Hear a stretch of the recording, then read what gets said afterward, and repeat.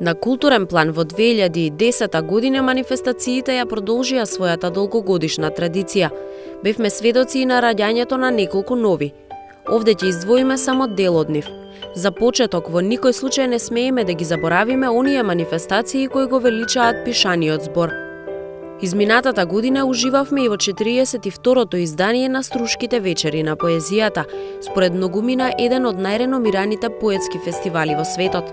На мостовите на Црн Дрим овенчан беше шведскиот поет Томас Франц Стромер, добитник на наградата Златен венец.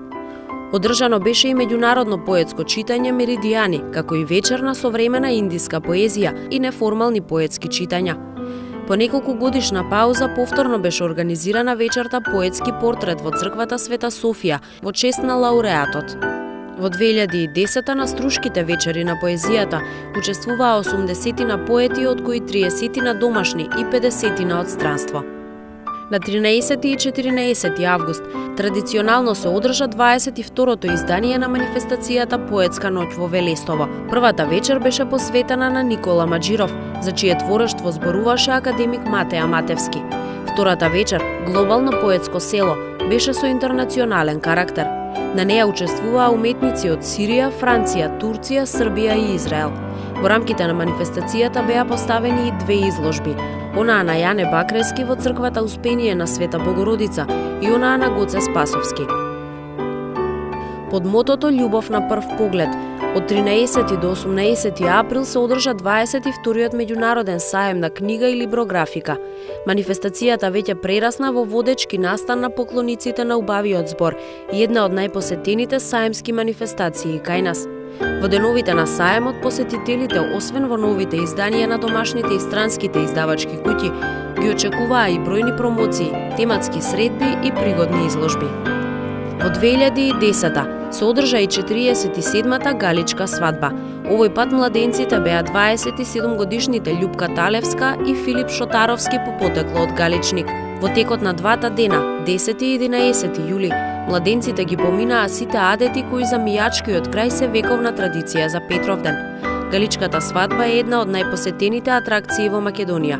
Илјадниците домашни и странски посетители секоја година уживаат во звуците на зурлите и тапаните, печалбарското оро тешкото и невестинското оро, народните носии на учесниците и автентичните свадбарски обреди.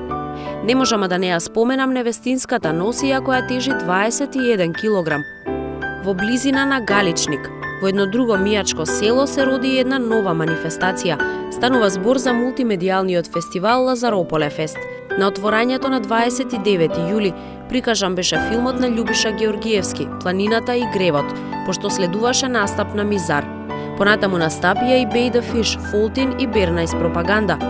А во фестивалската програма опфатени беа и поетски читања, како и настапи на Монистра, Владко Илиевски, Глигор Кондовски и Благоја Груевски.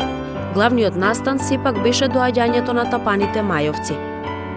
На крајот на ова навраќање на културните настани од 2010 година ве носиме во Вевчани, каде што се случува најголемата културна манифестација во чест на празникот Василица.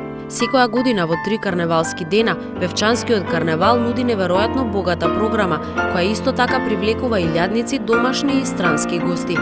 Карневалската поворка е на 13 јануари, кога со трите традиционални маски – Глуп Август, Зет и Невеста – и со музичари започнува уличниот театар. Тогаш царуваат пародизацијата и критиката на сиот општествен и политички живот во Македонија.